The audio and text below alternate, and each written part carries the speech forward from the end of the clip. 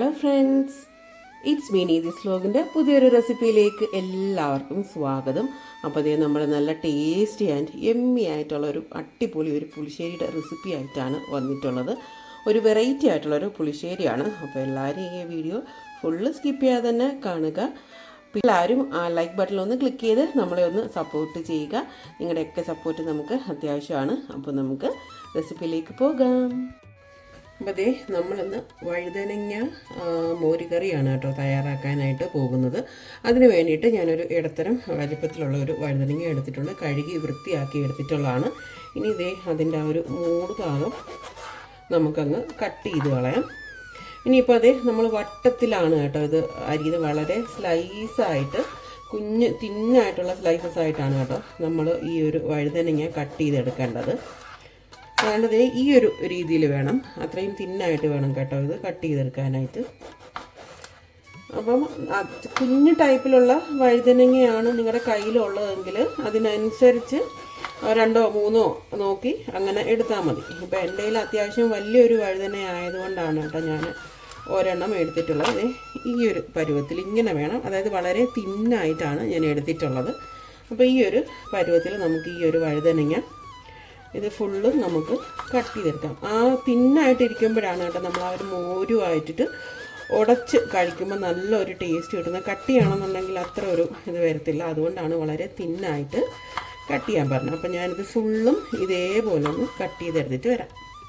അപ്പം ഞാൻ കട്ട് ചെയ്ത സമയത്ത് ചിലത് ഈ ഒരു ചിലതെന്ന് വെച്ച് കഴിഞ്ഞാൽ ഇപ്പോൾ 2 എണ്ണം ഇതേപോലെ 2 എണ്ണം എനിക്ക് അതുപോലെ വന്നിട്ടുണ്ട്. അപ്പോൾ അങ്ങനെയൊന്നും വരുവാണെങ്കിൽ ഒരു കുഴപ്പമില്ല. അയ്യോ ഇനിയിപ്പം അതൊന്നും ചെയ്യാൻ പറ്റുമോ എന്നൊന്നും ആരും വിചാരിക്കേണ്ട. കാരണം ഇതെല്ലാം നമ്മൾ ഉടച്ചാണല്ലോ കഴിക്കുന്നത്. അപ്പോൾ അതുകൊണ്ട് തന്നെ അങ്ങനെ ഒരു പ്രശ്നമില്ല. അപ്പോൾ നമുക്ക് ഇനി ഇത് ഒന്ന് മാരിനേറ്റ് ചെയ്യാനായിട്ട് വെക്കണം. കാരണം നമുക്ക് ഫ്രൈ ചെയ്തതിന് ശേഷമാണ് ഇത് നമ്മൾ മോരിലോട്ട് ഇടുന്നത്. അപ്പോൾ നമുക്ക് ഒന്ന് ഫ്രൈ ചെയ്യുന്നതിന് വേണ്ടിയിട്ടുള്ള മസാലകൾ തയ്യാറാക്കാം. അപ്പോഴത്തേക്കും ഞാൻ മാരിനേഷന് വേണ്ടിയിട്ട് ഞാൻ ഒരു ഫ്രൈ പാൻ എടുത്തിട്ടുണ്ട്. അപ്പം നമ്മൾ ഏത് ഫ്രൈ പാനിനകത്താണോ ഇത് ഫ്രൈ ചെയ്യാൻ ഉദ്ദേശിക്കുന്നതെന്ന് വെച്ച് കഴിഞ്ഞാൽ ആ ഒരു ഫ്രൈ പാനിലേക്ക് ഇട്ടാൽ മതി. അപ്പോഴത്തേക്കും ഞാനിപ്പോൾ ഇനിയൊരു 1.5 സ്പൂൺ അളവിൽ കുറച്ച് മുളക് പൊടിയാണ് എടുത്തിട്ടുള്ളത്. അത് ഒരുപാട് എരിയുള്ള മുളകല്ല കേട്ടോ. അപ്പോൾ കാശ്മീരി ചില്ലി പൗഡറും കൂടെ ചേർത്തിട്ട് ഞാൻ ഒന്നിച്ച് നാട്ടിൽ നിന്ന് വന്നപ്പം വന്നിട്ടുള്ള മുളക് പൊടിയാണ്. അതുകൊണ്ട് തന്നെ അതിനകത്ത് ഒരുപാട് എരിയില്ലാത്തതാണ്. ഇനി നമുക്കിതിലേക്ക് ലേശം അളവിൽ മഞ്ഞൾപ്പൊടി ആഡ് ചെയ്യാം. ഇനി ആവശ്യത്തിനുള്ള കുറച്ച് ഉപ്പ് ആഡ് ചെയ്ത് കൊടുക്കാം. ഇനി ചിലർ ഒരുപാട് എണ്ണയൊക്കെ ഒഴിച്ചിട്ടായിരിക്കും വറുക്കുന്നത്, ചിലർ വളരെ കുറച്ച് എണ്ണ ഒഴിച്ചിട്ടായിരിക്കും വറുക്കുന്നത്. അപ്പം ഞാൻ സാധാരണ ചെയ്യാറുള്ളത് എത്ര എണ്ണയാണോ ഞാൻ സാധാരണ വറുക്കാൻ, ഞാൻ ഒരുപാട് എണ്ണ ഒഴിക്കാറില്ല.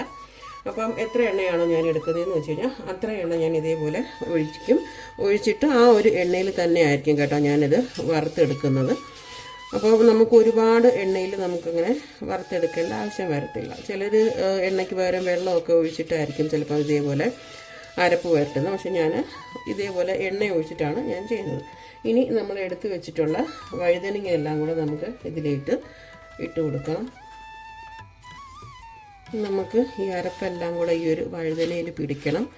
അതിന് വേണ്ടിയിട്ട് നമുക്കിത് ഇതേപോലെ എല്ലായിടും അരപ്പ് പിടിപ്പിക്കുന്നതിന് വേണ്ടിയിട്ട് നമുക്കിങ്ങനെ അരപ്പിനകത്ത് ഇത് മുക്കി നമുക്കിതുപോലെ ചെയ്തെടുക്കാം.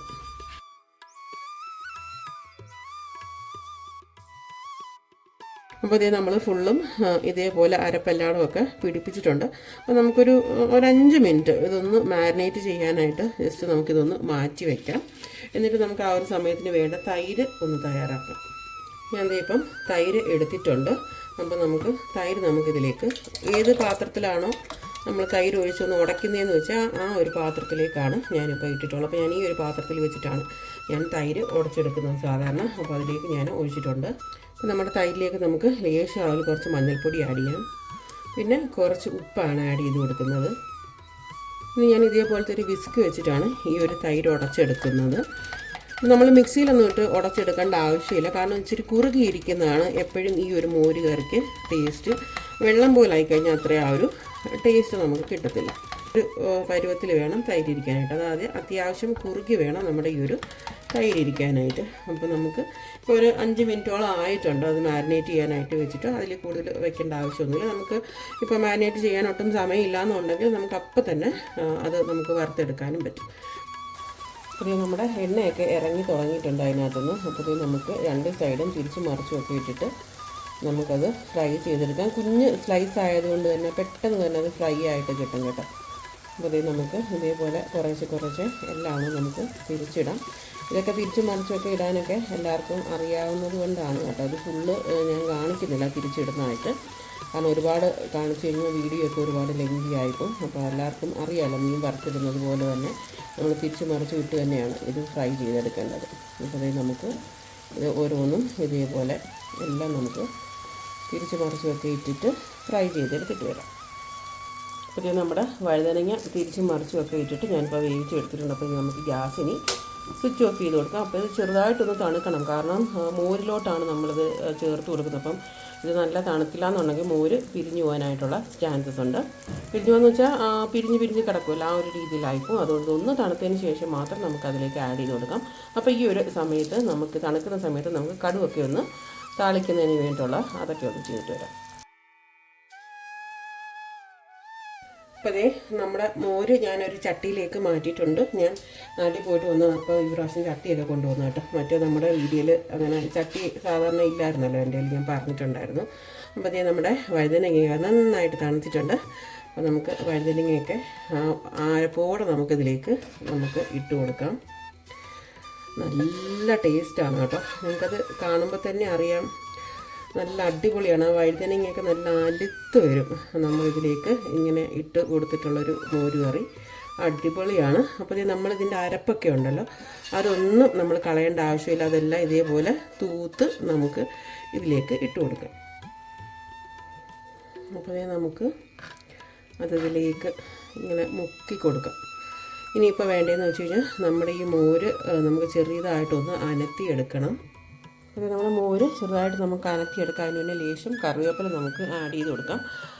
അറിയാമല്ലോ, സാധാരണ നമ്മൾ മോര് കാച്ചുന്ന സമയത്ത് ചെറിയ രീതിയിലുള്ളൊരു അനപ്പ് മാത്രമേ ആകാൻ പാടുള്ളൂ.